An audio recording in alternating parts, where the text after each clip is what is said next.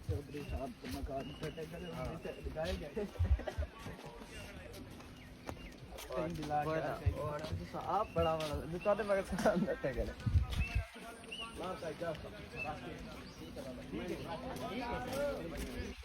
ले क्या हाल है शादी करके शादी कर आप